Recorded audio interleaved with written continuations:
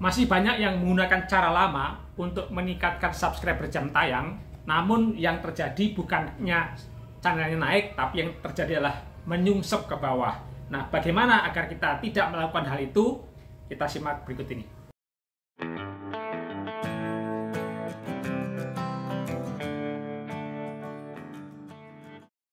Assalamualaikum warahmatullahi wabarakatuh. Jumpa lagi teman-teman dengan Don GTO. Nah, pada video kali ini saya akan membahas cara-cara lama yang masih digunakan untuk meningkatkan subscriber dan jam tayang, namun justru itu tidak membantu. Yang terjadi adalah justru channelnya nyungsep ke bawah, tidak berkembang dan tidak ada perkembangan. Nah, apa saja kira-kira yang masih atau tidak relevan lagi digunakan untuk meningkatkan jumlah jam tayang maupun subscriber? Nah, hingga saat ini salah satu cara yang masih berlaku dan efektif adalah kita melakukan sharing di komunitas. Jadi bagi teman-teman yang ingin videonya di-share di komunitas, silahkan join atau gabung di channel Don GTO. Nanti akan kita masukkan ke share komunitas agar channel teman-teman performanya naik dan banyak subscribernya dan juga banyak penontonnya. Nah, itu salah satu cara yang masih berlaku hingga saat ini ya, hingga saat ini dan masih banyak dilakukan oleh teman-teman khususnya yang masih pemula dan nitip untuk di-share ke channel-channel yang sudah monetisasi. Nah, berikut ini adalah cara yang masih suka digunakan oleh pemula khususnya untuk meningkatkan jumlah subscriber dan jam tayang, namun tidak efektif lagi, justru malah merusak channel kita. Yang pertama adalah ketika kita membuat channel khusus untuk video pendek atau video panjang, itu masih dipisah-pisah ya. Kita membuat khusus channel untuk video pendek, kita khusus membuat channel video panjang, itu sebenarnya tidak perlu dilakukan lagi. Karena algoritma antara video panjang dan video pendek itu berbeda, teman-teman. Kalau video pendek itu adalah algoritmanya kita menggunakan feed ya, algoritmanya menggunakan feed. Feed itu ya itu yang kalau kita scroll di HP itu kan selalu muncul ya, itu ya yang pop up ke channel kita yang selalu datang ke screen kita saat kita membuka YouTube, itulah yang namanya feed ya.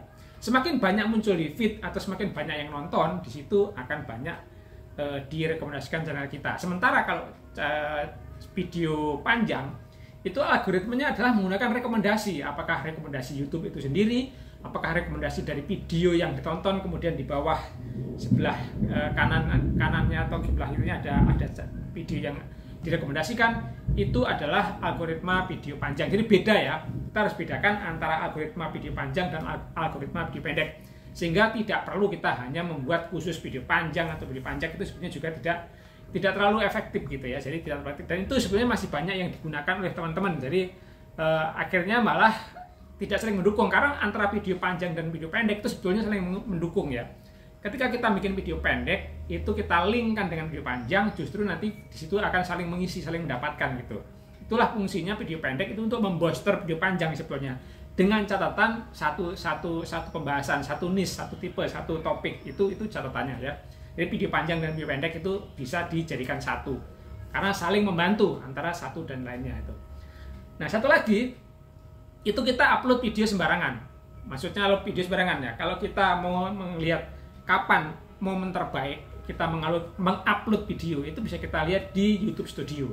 Ya, di YouTube Studio itu kita bisa lihat kapan waktu yang paling tepat di channel kita untuk mengupload video.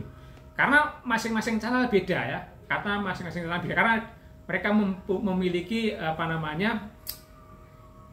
format yang beda. Kapan dia harus mengupload video itu ada di video di mana YouTube Studio, itu bisa kita lihat ya, bisa kita lihat kapan waktu kita yang terbaik untuk mengupload video. Nah, itu yang perlu kita perhatikan. Jadi kita tidak harus maksud saya tidak asal mengupload video. Kapan mengupload video ada waktunya. Jadi kita harus konsisten mengupload video.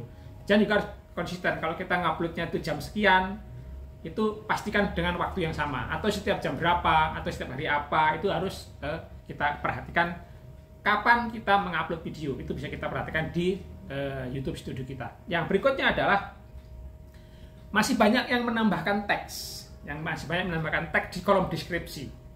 Ya, tujuannya mungkin agar mudah dicari, mudah ditemukan. Nah, itu sebenarnya tidak tepat ya, tidak tepat, karena YouTube sendiri sudah memiliki tempat di mana kita harus menentukan tag. di mana kita harus menyimpan tag, di mana kita harus menaruh tag. Nah, di situ YouTube sudah menyediakan tempatnya sendiri khusus ya di sana. Jadi di situ di tag yang waktu kita upload video itu atau waktu saat kita setting channel video ya.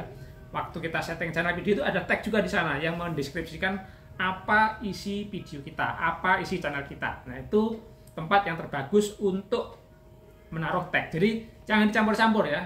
Deskripsi ditaruh banyak-banyak tag, justru nanti kalau kita terlalu banyak naruh tag di kolom deskripsi, itu bahayanya akan akan diidentifikasi sebagai spam. Khawatirnya kalau kita diidentifikasi sebagai spam, channel kita nanti yang berbahaya, apakah dia melakukan pelanggaran pedoman komunitas atau bahkan worst case-nya atau hal yang paling jelek, channel kita bisa di-banned ya kalau kita terlalu sering menaruh teks di deskripsi yang bukan tempat sebenarnya. Dan yang terakhir teman-teman, nah bukan terakhir ya, masih ada lagi. Jadi kita masih suka sharing medsos ya, video kita itu masih banyak kita sering di medsos. Itu kita bikin YouTube, terus kita asal saja kita share di medsos. Apakah tidak boleh share di medsos? Boleh aja kita share di medsos, dengan catatan medsosnya itu memang yang sepembahasan dengan video kita. Jangan sampai kita membahas masalah contohnya otomotif, tapi kita sharing di medsos yang kebanyakan di situ masalah kuliner, yang nggak cocok. Contohnya seperti itu. Boleh saja kita sharing di medsos, namun kita harus sharing di medsos di komunitas yang tepat. Kalau video kita otomotif, ya sharingnya di medsos yang suka otomotif. Jangan asal sharing saja. Justru nanti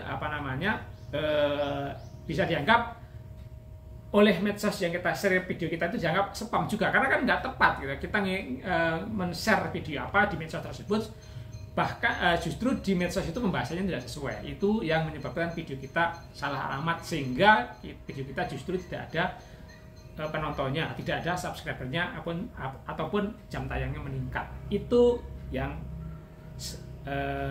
sering masih dilakukan. Terakhir itu kita masih suka melakukan sub for sub. Ya, apa tidak boleh? Boleh saja, nggak masalah, tidak ada larangan. Kecuali kita melakukan sub for subnya itu dengan cara yang tepat ya, dengan cara yang benar gitu. Jangan sampai asal kita sub for sub aja. Kita boleh sub for sub, itu kita harus saling kenal, minimal kita saling kenal, kita saling komunikasi, sehingga kita nonton dulu ya, kita nonton video dulu, minimal sampai selesai, 3 video sampai selesai kita tonton semua, baru kita melakukan subscribe.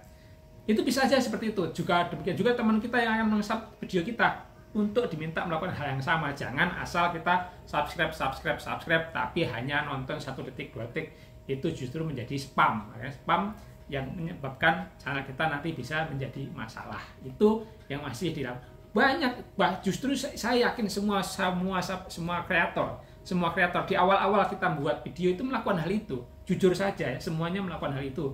Namun berdasarkan kesalahan-kesalahan yang telah dilakukan oleh masa lalu kreator-kreator yang sudah berhasil monetisasi atau bahkan sudah berhasil besar karenanya, itu makanya kita sharing untuk jangan sampai melakukan sub for sub dengan cara yang salah ya, Boleh silakan, dengan catatan jangan dengan cara yang salah.